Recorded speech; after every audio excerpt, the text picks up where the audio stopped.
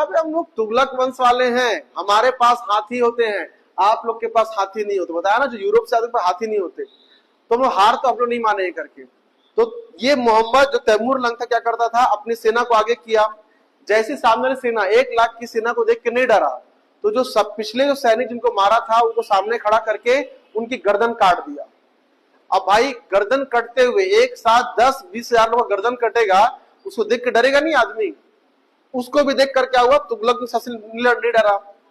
इसने क्या किया, उन सभी कटे हुए मुंडियों का एकदम ऊंचा 2 मंजिला ऊंचा सिंहासन बनवाया और उसके ऊपर जाकर बैठ गया। कौन? तैमूर लंग।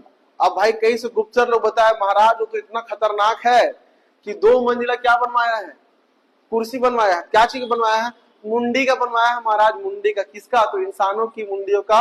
इतने क्या किया, उसने कत्ल कर दिया। इतना खतरनाक था।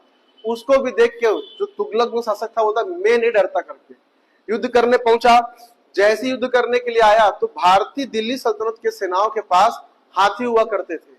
पहले जो झड़प हुई उस समय जो दिल्ली की सेना थी वो भारी पड़ गई। भारी मतलब हाथी थे बेटा इनके पास, कुछ चल के भगा दिया।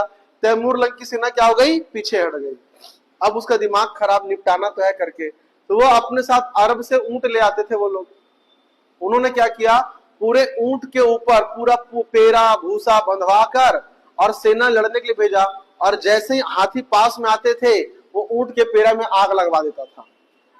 अब ऊंट दौड़ रहा है, अब कैसा, तो जलता हुआ ऊंट क्या कर रहा है, दौड़ रहा है बीच युद्ध में। अब बेचारे हाथी लोग बाप पुरखा में इस प्रकार का जानवर नहीं देखे थे कि जलता हुआ जानवर हमारे पास आ रहा है। वो हाथी क्या होगा, उल्टे पैर भागने लगे बेकाबू होकर और अपनी सेना कुचलना शुरू कर दिया। इससे क्या हुआ कि मुबारक शाह तुगलक की जो सेना थी वो क्या हो गई, परेशान हो गई और वो हार गई। हार